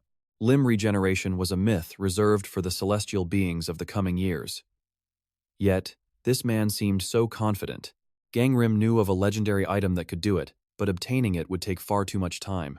Joining the agency would derail his entire secret master plan. But for Sue, he would make any deal. He agreed instantly. The captain smirked, offering him a few months of rest before his legendary training would begin. Suddenly, Sue burst through the doors, her eyes blazing. He refuses. 𝒓𝒏𝒔𝒄𝒏𝒏𝒐𝒓𝒎𝒅 will never be your pawn. What are you saying, Sue? He gasped.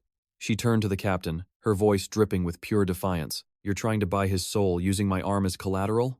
I won't let you manipulate him like this. The official tried to recruit her too, but she shut him down.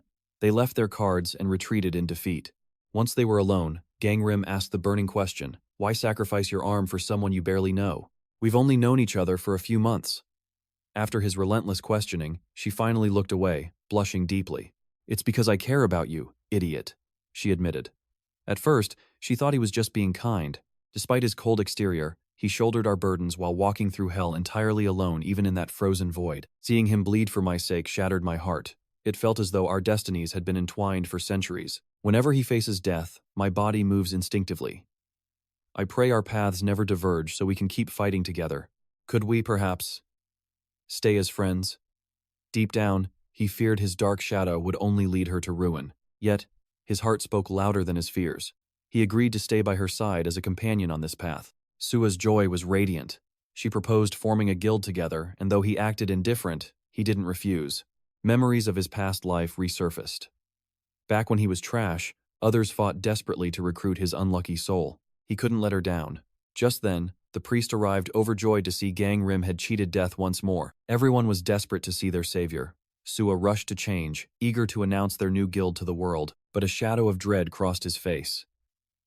He knew the terrifying truth: the closer they got, the swifter their demise. He needed a solution, and he needed it now. The priest then spoke of his power, noting how truly broken his skills had become. Unlike the others, they didn't tremble in fear or plot to cast him out like a pariah for his monstrous strength. 𝒓𝒏𝒔𝒄𝒏𝒏𝒐𝒓𝒎💅 admitted he had hidden his true nature, yet the priest saw only the light within. To them, he was still their hero. When they saw him standing, the room filled with hope. 𝒓𝒏𝒔𝒏𝒏𝒐𝒓𝒎💅 lunged into his arms, sobbing hysterically because she thought his light had faded forever. He was stunned they treated him normally, despite witnessing his terrifying godlike power. Their loyalty remained unshaken. Instead of fear, they felt pure rage toward those who had slandered him during his 2-week slumber. As the hospital emptied, the rumors only grew. Let that monster stay asleep, they whispered. The world is safer without him. It's a crime to let a beast like him roam free. It's better if he just dies, they sneered with venomous intent. 𝒓𝒏𝒔𝒏𝒏𝒐𝒓𝒎💅 couldn't take it anymore. She charged at the coward, screaming, "How dare you bark such filth?" In an instant, she slammed him into the earth. His face hit the dirt with a sickening thud as blood sprayed from his mouth. Her gaze was as cold as a blizzard. Never speak Master's name with that filthy tongue, unless you want a one-way ticket to hell. The coward still gasped for air. He's a murderer. You all saw that demonic power he tried so desperately to hide. Tian's patience finally snapped. He lunged forward, his voice a low growl. If 𝒓𝒏𝒔𝒄𝒏𝒏𝒐𝒓𝒎𝒅 were a killer, you'd be a corpse. You're only breathing because he allows it. If he truly wished it, your life would end in a heartbeat. 𝒓𝒏𝒔𝒏𝒏𝒐𝒓𝒎𝒅 stood her ground, her voice ringing out. If my master were the monster you claim, no one would have survived that judgment room. He could have poisoned you all easily, yet he fought until his body was broken just to save your pathetic lives. Silence fell as the weight of her words sank in. One man stammered, but he was covered in bandages. He used his power for us. I don't think he's evil, but the sheer intensity of his presence still makes my skin crawl. They left with a final, bitter warning to stay away. This ungrateful betrayal sent a wave of fury through 𝒓𝒏𝒔𝒏𝒏𝒐𝒓𝒎𝒅. After everything he did to protect them, they threw it back in his face like garbage. Don't let them get to you, Master. No matter what those cowards say, we will follow you to the end. We should focus on the future. Join us for the upcoming training before the great opening begins. Ever since the awakening, humanity was granted a new fate, dictated by the 4 pillars and 8 characters. Destiny was now a calculated score. The great opening marked the arrival of the most lethal demon realms ever known. They were nightmares made manifest. Yet, countless hunters rushed toward the danger, blinded by the allure of fame and mountain-high riches. Bomb's eyes sparkled with excitement. We'll raid a standard dungeon first and slay every magic beast in sight. Master, you'll train with my uncle, right? To her shock, Gangrim shook his head and declined the offer. Disappointment washed over the group. His reason was simple. He had to find him before the world realized who he truly was. Bomb began to weep, tears streaming down her face. Is this your way of cutting us off? Are you leaving us behind again? He reassured them it wasn't a goodbye. They forced him into a group chat, warning him never to leave the group. A rare, genuine smile touched his lips. I won't leave. He then headed toward Anavi's office. Her expression was grave. You don't even have a divine protection seal. Joining the Guardians of Fate might be your only hope. He could only decline. The oracle was like a mandatory quest. Even the strongest priests cannot ignore the commands of the heavens. Following the divine word brought immense rewards. The gods' primary goal was to spread their holy names across the realm. The more fame a priest gathered, the more powerful their holy title became in the eyes of the divine. As his fame spread, the gods issued a divine quest with massive rewards to accelerate his growth. Lacking divine protection, he knew he had to prepare every detail himself. First, a new weapon. His old lightning blade was shattered. He ventured to a remote village, seeking a legendary blacksmith. The smith, a young girl named Roya, was stunned to see a customer in this wasteland. Luckily, the Destiny Protection Agency hadn't found her yet. She was the secret heir to a master. Her grandfather, Han Chun, was a cultural legend. Now, his ghost lingered by her side. The ghost urged him to help his granddaughter. Her talent was blooming, but she lived in poverty. His companion sensed her genius. Using his inspection skill, he peered into her hidden potential. Her destiny panel was insane. A level 3 demon rank with a rare fire attribute heart. Her heart of flame allowed her to forge items infused with pure mana. A literal cheat code. She could manipulate stats and grant usage rights to epic tier items beyond human limits. He offered her a deal. Work for him and stay away from the corrupt Destiny Agency. He sponsored her awakening and inheritance. She couldn't believe such a generous contract existed. Handing over his lightning mirror, he tasked her with reforging the legendary 7-branched sword. He told her to follow the divine oracle and evolve until they met again. Before starting, she requested to visit her grandfather's grave, making him feel uneasy. Graveyards at night are magnets for ghost energy and lethal monsters. He couldn't let her go alone. The grave was nearby, allowing him to clearly perceive the grandfather's lingering spirit. Communication with the gods was weak here, but shrines acted as spiritual signal boosters. He watched Roya pour wine for her grandfather, sensing their deep, silent connection. She confessed that only here could she truly feel her grandfather's presence nearby. He realized the old man hadn't been dead long. When humans die, their spirits linger briefly. Some villains steal destinies by harvesting data from these spirit gods. A truly dark art. Stealing destiny from an incomplete corpse requires immense mana, but the power gain is absolute. He wondered if his own skill-stealing ability could work on these spirits in the future, but he couldn't just rob a grave in front of a grieving granddaughter. Suddenly, he froze. Something was coming. He sensed a dark presence and pulled Roya behind him immediately. A pack of monsters lunged from the shadows. As Roya screamed, he charged forward to strike. Suddenly, mysterious talismans rained down, sealing the beasts in an instant. They were paralyzed. A familiar bell chimed as the monsters exploded into dust. A masked figure stepped forward. Don't you know graves are dangerous? The stranger scolded him for bringing a child here. Though masked, he recognized the man instantly. It had been 5 years since their paths crossed. Now an agent of the Bureau, he stood before him. Are you stalking me on orders? The man, Do-hun, exploded in rage. I thought you'd ask about Mother first, you bastard. His master had died 2 years ago. The weight of the news hit him like a hammer. Destiny was repeating itself. She died just days before his own awakening in the past. Do-hun screamed about the funeral. You are the one who abandoned us and ran away. As his master's biological son, Do-hun always resented the bond he shared with his mother. Why did she treat you like a son? Why wouldn't she let me become a priest? She only wanted to protect him from the agonizing life of serving a cruel god. A powerful deity had targeted him, and his master sacrificed everything to hide his fate. Do-hun couldn't understand. He grew to loathe him, viewing him as a thief of affection. No matter how hard he tried to bridge the gap, the hatred only grew deeper. They were nothing but strangers now. A tragic rift that time couldn't heal. Yet, he remembered protecting Do-hun from bullies who mocked their sacred calling long ago. Broken and trembling, the two boys lay defeated. Do-in roared in fury, cursing the misfortune that haunted Gang Rim. "Why do you keep clinging to me?" he sobbed. Only he and his mother could survive being near Gang Rim's curse. Despite his pity, Do-in snapped, "Don't call her mom, she's mine." A bond of brotherhood was forged in that pain. "Call her master, and I'll be your brother." From that day, they became inseparable, bound by a shared, tragic destiny. Sacred rituals suppressed the darkness, silencing the haunting voice of the god. The ghosts finally vanished from his sight. No more nightmares. Gang Rim was fooled into believing that a normal, happy life was finally within his reach. Years passed, but the bad luck remained. Gang Rim's presence brought ruin, placing a heavy burden on his family. Do-in craved a god's power, while Gang Rim only wanted peace to protect everyone from his own dark fate. That night, Gang Rim vanished without a word. Today, a much stronger Do-in has finally returned to face him. Chosen by a god at last, Do-in's power had peaked. Yet, after a cold conversation, he prepared to leave. Memories of a past life burned in Gang Rim's heart. They only survived together because he had been so weak. This realization stung his pride. He had to tell Do-in the truth before the next dangerous mission began.